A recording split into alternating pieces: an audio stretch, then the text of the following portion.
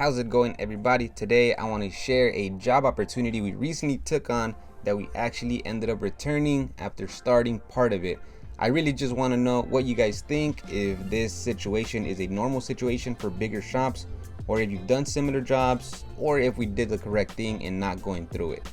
I'm also working and embroidering on these nice denim aprons you'll see in just a second while I tell our story.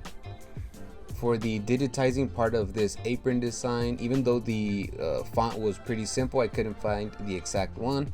So I just went to go ahead and digitize it, nothing but satins, pretty simple. Then when it came down to the word cafe, I used a font called Souvenir, I think, and then I just squeezed the letters to make it fit like in the picture. So a few months ago, we went to a kid's birthday party where we met another older couple who had been doing embroidery for some time now. It was pretty random for us because it's rare that we ever actually come across anybody in the business, let alone an older Mexican couple.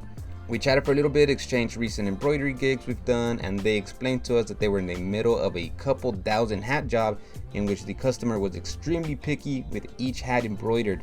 We didn't get any details of what their profit was or anything for a job like that, but we found out that they had two 8-head Tajima embroidery machines. But that was it for the conversation, and we went home. At home, we talked about that we should shoot our shot and message or call them and just let them know if they ever had smaller jobs that wasn't worth it for them, that we would be more than happy to take it off their hands. But we didn't, and time just passed by. Right here, as always, I'm running a little sample. I usually cut up 2 sheets of Cutaway stabilizer and use one of these round hoops for it, just to make sure the final design is gonna come out perfect when done on the actual garment. Fast forward to about a week ago, I guess they asked one of our family members for our number and they sent us a message if we could give them a call for a possible job. At that moment, we were pretty hyped up because that's exactly what we were hoping for would happen at a certain point, and they were actually reaching out to us. During that call, they pretty much told us that they needed help completing an order, and from what we understood, it would be around 100 hats we would be helping them with. We agreed to go meet them at their shop in the LA area to see the job in person and talk cheddar. And here's where we saw the reality and started to feel a bit of disappointment with the entire thing. Of course, the order they needed help with was with that one customer they clearly expressed stressing over about. And it wasn't just 100 hats, it was a box of 300 hats. They were actually under the assumption that we had a multi-head machine and were literally in shock when they found out that we had just a couple, let alone that from our 2 machines we only really trust one, which is the Tajima. And here is where everything just started to go down the drain with the numbers. Whether this price was in fact what they were getting paid per hat, or if they were paying us less than what they were, doesn't really matter. But what they were offering was $1.15 per hat. Now the design was simple, a star and a couple words underneath, and we figured it would take no more than 5 minutes per hat. And on top of that, the design was already digitized as well. The lady though was very serious that the star needed to be 100% down the middle of that hat, and if the top point of the star was a bit more to one side, we would have to unstitch it, because then they would deduct the $5 that the hat was supposedly worth. Alright, in this entire part, I struggled a little bit with the apron. I got the ruler and my chalk, got everything centered up exactly to where I needed. And then I kept on going through the hoop sizes because they weren't the correct fit. They would either hit the metal on the apron or just not big enough for the design, which was 5 inches. In the end, I used my 9x8 mighty hoop. You guys already know, use my link in the description to get free shipping from Midwest Products, and it worked out fine. I used a black tearaway underneath so it could blend in nicely with the apron, and yeah, it actually was much better than the green hoops. I mean, everything about this was just sounding worse and worse, but we said, you know what? This is a very random opportunity that even though we may not get great profit today, it may open the door for good future jobs with these folks. So there we were, walking back to our car with a heavy ass box with 350 hats total in it.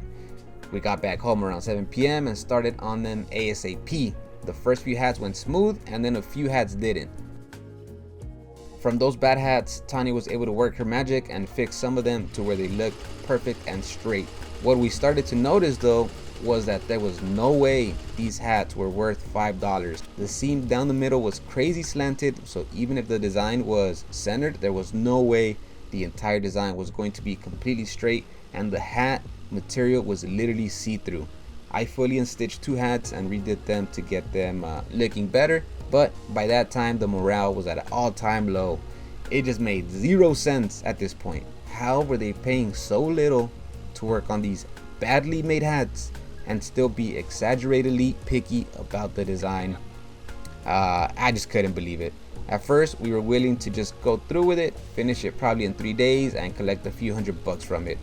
But at the end we decided to call them up, tell them we did 17 hats but that it wasn't really worth it for us. She fully understood, told us that even with her multi-head machines, she was only getting a few hours of sleep at night because she was being pressured to finish them quickly. We dropped off the box, got paid her dollars, and that was that.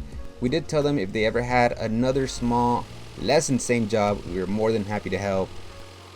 In the end, we were a bit bummed because you never know, one thing can lead to another, and it could have potentially led to the growth in our business. But we do take pride in the fact that we weren't scared to say yes to the opportunity in the first place. What we also found out that was crazy to us was the fact that they got their 8-head embroidery machine for cheaper than what we got our single head machine, the one you guys see here. And it just also gave us a lot to think about. I mean, of course we do work out of our garage, so space is limited and all that, and it's very easy to say, well yeah, let's sell this one and get something like that. But without that consistent business, it's also not the best idea.